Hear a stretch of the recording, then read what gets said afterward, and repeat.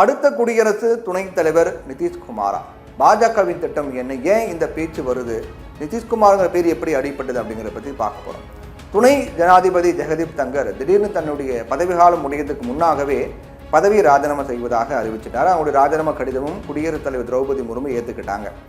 இது தொடர்பாக பல்வேறு விவாதங்கள் கிளப்பியிருக்கு, பல கேள்விகளாக எழுப்பியிருக்கு. ஏன் திடீர்னு பதவி விலகிறாரு அப்படின்னு எதிர்கட்சிகளாம் கேள்வியை கேட்டுட்டு இருக்காங்க. இது தொடர்பாக காங்கிரஸ் பொதுச் செயலாளர் ஜெயராம் ரமேஷ் பேசும்போது 12:30க்கு ஜெகதீப் தன்கர் தலைமையில் மாநிலங்களவையினுடைய அலுவல் ஆய்வுக்குழு கூட்டம் நடந்தது. அவையினுடைய ஆளுங்கட்சி தலைவர் JP நட்டா, நாடாளுமன்ற விவகாரத்துறை அமைச்சர் கிரண் ரிஜிஜு உள்ளிட்ட மூத்த உறுப்பினர்கள்லாம் அதில் கலந்துக்கிட்டாங்க. அதுக்கு பிறகு மீண்டும் மாலை 4:30 மணிக்கு கூட்டம் கூடிய போது JP நட்டா, ரிஜிஜு அதில் கலந்துக்கல. அதை பற்றி எந்த தகவலும் ஜெகதீப் தன்கர் கிட்ட தெரிவிக்கல. அதனால அதிருப்தி அடைந்த ஜெகதீப் தன்கர் பகல் 1 மணிக்கு கூட்டத்தை ஒத்தி வச்சார். பிற்பகல் 1 மணி முதல் மாலை 4:30 மணிக்குள் ஏதோ ஒரு தீவிரமான விஷயம் நடந்திருக்கிறது, ஆனால் அதனால தான் துணை ஜனாதிபதி ராஜினாமா பண்ணியிருக்காரு அப்படின்னு சொல்லப்படுது. இப்படி இருக்கக்கூடிய நிலையில தான் துணை ஜனாதிபதி ஜெகதீப் தன்கர் ராஜினாமா செய்ததற்கான காரணம் நீதிபதி விவகாரம் கூட சொல்லப்படுது. ராஜ்யசபாவில், அதாவது மாநிலங்களவையில் எதிர்க்கட்சிகள் லஞ்சம் வாங்கி பிடிப்பட்ட நீதிபதி யஷ்வந்த் வர்மாவை பதவியிலிருந்து நீக்கணும் அப்படின்னு சொல்லி அவைத் தலைவர் தன்கர் கிட்ட மனு கொடுத்துருக்காங்க. அந்த மனுவை நிராகரிக்காம ஜெகதீப் தன்கர் அதை ஏற்றுக்கிட்டார். அதோட அந்த மனு மீது தேவையான நடவடிக்கை எடுக்கும்படி அவர் செயலர்கிட்ட சொல்லியிருக்காரு, உத்தரவு போட்டிருக்காரு. இது அரசுக்கு கடும் அதிருப்தி ஏற்படுத்தி இருப்பதாக சொல்லப்படுது.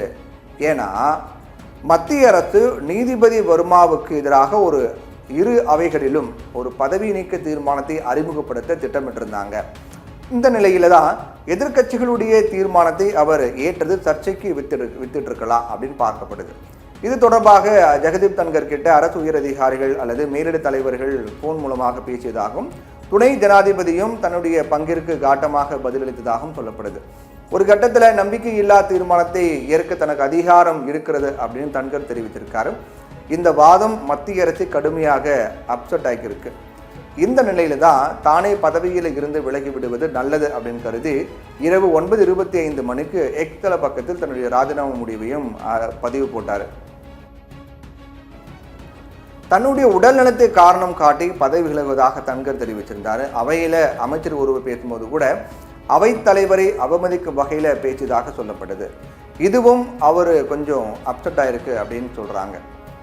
இது குறித்து காங்கிரஸ் தலைவர் மல்லிகார்ஜுன கார்கே பேசும்போது அவர் அளித்த பேட்டியில ராஜினாமாவுக்கான காரணம் துணை ஜனாதிபதி அல்லது அரசாங்கத்திற்கு மட்டும் தெரியும், இதை பற்றி நாங்கள் எதுவும் சொல்ல முடியாது. அவரது ராஜினாமாவை ஏற்றுக்கொள்வதும் ஏற்றுக்கொள்ளாதும் அரசாங்கத்தை பொறுத்தது அப்படின்னு தெரிவித்தார். ஆனால் அவருடைய ராஜினாமா அப்படிங்கிறது ஏற்றுக்கொள்ளப்பட்டது. இப்போ கடந்த 6 மாதங்களுக்கு முன்பு தான் ஜெகதீப் தன்கருக்கு எதிராக எதிர்க்கட்சிகள்லாம் நம்பிக்கையில்லா தீர்மானம் கொண்டு வந்தாங்க. எதையும் வெளிப்படையாக பேசும் ஜெகதீப் தன்கர் தனது வாயாலேயே தனது பதவி இழக்கக்கூடிய நிலைக்கு தள்ளப்பட்டிருக்கிறதா எதிர்க்கட்சிகள்லாம் விமர்சிக்கிறாங்க. இப்போ பீகார் முதல்வர் நிதிஷ்குமார் அடுத்த குடியரசு துணைத் தலைவராக நியமிக்கப்பட இருப்பதாகவும் அதன் காரணமாக ஜெகதீப் தன்கர் தன்னுடைய பதவி ராஜினாமா செய்திருப்பதாகவும்லாம் ஒரு தகவலாம் வந்திருக்கு. ஏன்னா குடியரசு துணைத் தலைவர் ஜெகதீப் தன்கர் உடல்நிலை காரணம் காட்டி தனது பதவி ராஜினாமா பண்ணியிருக்கக்கூடிய நிலையில அவர் நல்ல ஆரோக்கியத்தோடு இருக்க வாழ்த்துவதாக பிரதமர் நரேந்திர மோடியும் தெரிவித்திருக்காரு. இது தொடர்பாக பிரதமர் நரேந்திர மோடி வெளியிட்டிருக்கூடிய எக்ஸ்தல பதிவில் நாட்டின் குடியரசு துணைத் தலைவர் பதவி உட்பட பல்வேறு பதவிகளில் நாட்டுக்கு சேவை செய்ய ஜெகதீப் தன்கருக்கு வாய்ப்புகள் கிடைச்சது, அவர் நல்ல ஆரோக்கியத்தோடு இருக்க வாழ்த்துகிறேன் அப்படின்னு தெரிவித்திருக்கார். இப்போ பீகார் முதல்வர் கதைக்கு நம்ம வருவோம். பீகார் முதல்வர் நிதிஷ்குமார் அடுத்த குடியரசு துணைத் தலைவராக நியமிக்கப்பட்டிருக்கிறதாகவும் அதன் காரணமாக தான் ஜெகதீப் தன்கர் தன்னுடைய பதவியை ராஜினாமா செஞ்சிருக்கிறதாகவும் தகவலாம் வந்திருக்கு. ஏன்னா இது குறித்து கேள்விக்கு பாட்னாவில் பதிலளித்த அமைச்சர் நீரஜ் குமார் சிங் பப்லு என்ன சொல்றாருன்னா, அது ஒரு நல்ல விஷயம் தானே, யாரு நிதிஷ்குமார் துணை குடியரசுத் தலைவராக நியமிக்கப்படுறாரா அப்படிங்கிற கேள்விக்கு அது நல்ல விஷயம் தானே அப்படின்னு சொல்றாரு. நிதிஷ்குமார் பதவியேற்றா அதில் என்ன பிரச்சனை அப்படின்னு தெரிவிச்சிருக்காரு. அடுத்த துணை குடியரசுத் தலைவராக தேர்ந்தெடுக்கப்படுபவர் அப்படிங்கிறது அனுபவம் உள்ளவராகவும் நம்பகமானவராகவும் சர்ச்சைகளில் சிக்காதவராகவும் இருப்பார் அப்படின்னு பாஜக தரப்புல சொல்றாங்க.